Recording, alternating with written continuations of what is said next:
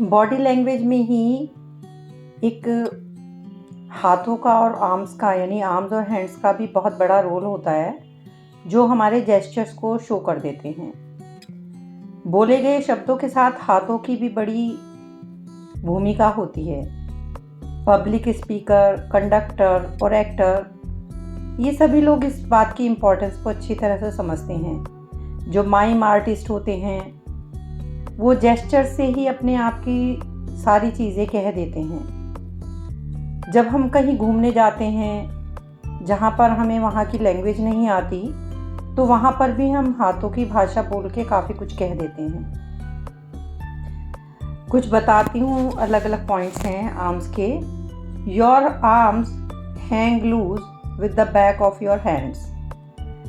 ये शो करते हैं पावरलेस एटीट्यूड को, यानी ऑलरेडी गिव अप कर देना। दूसरी तरह की पोजीशन है bend your arms and put your hands on your hips. Raise your head slightly moving your left hip forward. ये पोजीशन बताती है पॉजिटिविटी की। थर्ड पोजीशन है चेस्ट के सामने आर्म्स को क्रॉस करके रखना और हेड को एक साइड में स्लाइटली मूव करना। ये पोजीशन बताती है डिफेंस या बैरियर को। फोर्थ पोजीशन है चेस्ट के सामने आर्म्स क्रॉस करके हैंड्स को अपने आर्म पिट्स में छिपा लेना और थंब को चेस्ट पे रखे रखना। ये पोजीशन शो करती है कॉशियस एक्सपेक्टेशंस को।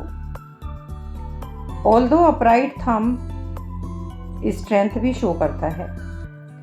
The hidden hands do not signify security और इमोशनल स्टेबिलिटी। आर्म्स की एक पोजीशन होती है आर्म्स को बैक के पीछे छिपाना, अपनी कमर के पीछे दोनों हैंड्स को होल्ड करके रखना। Hold the other four arms. ये शो करती है insecurity and the search for support. एक पोजीशन होती है आर्म्स अकम्बो ऑन योर हिप्स, यानी हाथों को हिप्स पे रखना, एल्बो बेंड करना आगे की तरफ एंड लेग्स स्लाइटली अपार्ट, और अपने सर को बैक में थोड़ा सा मूव करना। ये शो करता है कि बहुत ज़्यादा पावर है इस इंसान में और अपनी वीकनेस को ये कंपनसेट करने के लिए ऐसा कर रहा है। इनहिबिशन और एम्बैरेसमेंट भी ये शो करता है।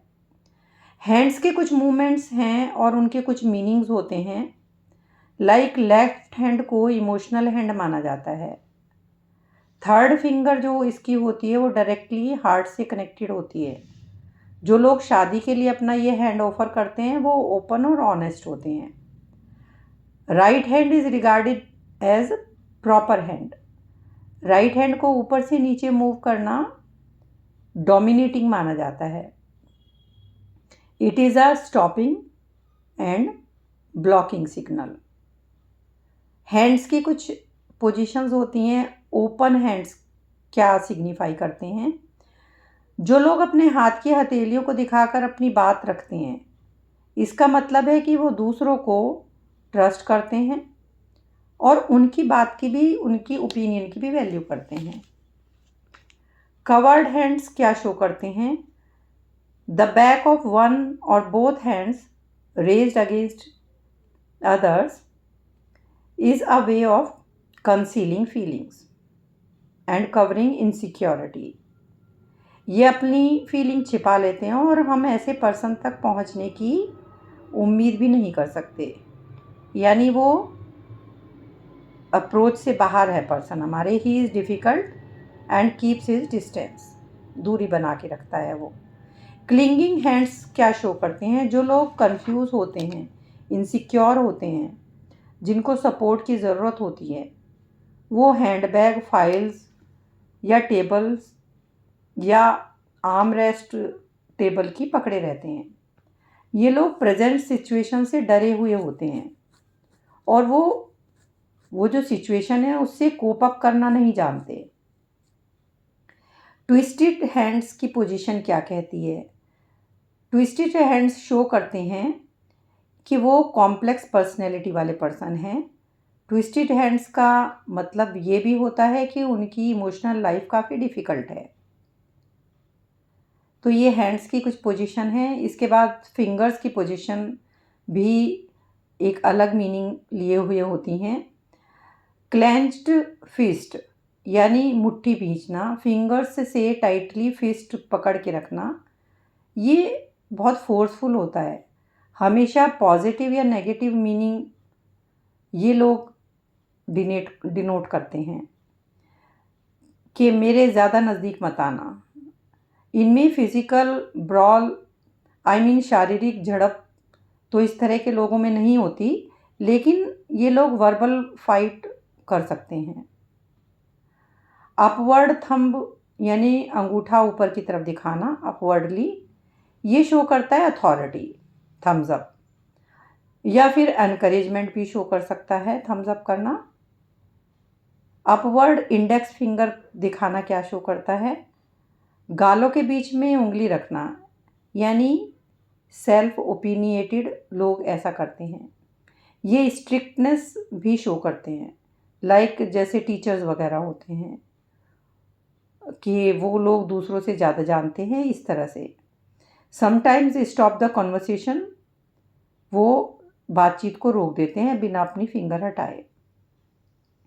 लोवर्ड इंडेक्स फिंगर क्या शो करती है? इंडेक्स फिंगर के टिप को टेबल पर ज़ोर से जोश के साथ टेबल पे टैप करते रहना, ये डोमिनेटिंग लोग करते हैं। वो व्यक्ति जो किसी बात पे बहुत ज़्यादा एम्फेसिस डाल के बात करते हैं। इंडेक्स फिंगर को लिप्स पे रखना, इंडेक्स फिंगर जब लिप पे टच करते हैं to ask other senses, touch और टेस्ट करने के लिए, से हेल्प मांगना। और कभी कभी this helps to conceal and overcome insecurity और इवन हेल्पलेसनेस। इंडेक्स फिंगर को पॉइंट करके रखना, यानी किसी चीज़ पे अटेंशन, लाइक इधर देखो उधर देखो, इस तरह से पॉइंट करने के लिए। या फिर ये हो सकता है कि ये टेंशन शो करना गुस्से के साथ में। और यदि इंसान ने मुट्ठी भी बंद कर रखी है तो वो अपनी अज्ञानता या अपना इग्नोरेंस लोगों को दिखाना नहीं चाहता। एक पोजीशन होती है इंडेक्स फिंगर को माउथ के अक्रॉस रखना, यानी मुंह पे उंगली रख के शो करना। इसका मतलब तो आप सभी समझते हैं, इसका मतलब है कीप क्वाइट, हर हालत में आप शांत रहिए। Rubbing lips with index finger,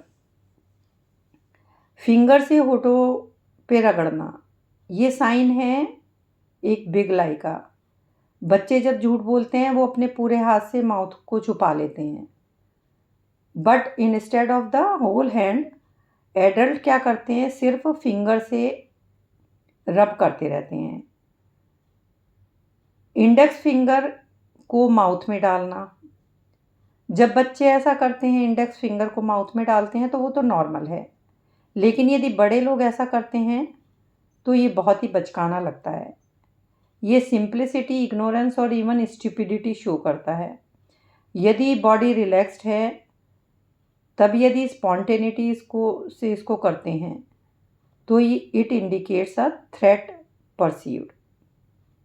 मुंह में उंगली डालना उस इंसान के कन्फ्यूज़न को शो करता है, और ये शो करता है with a rather passive attitude.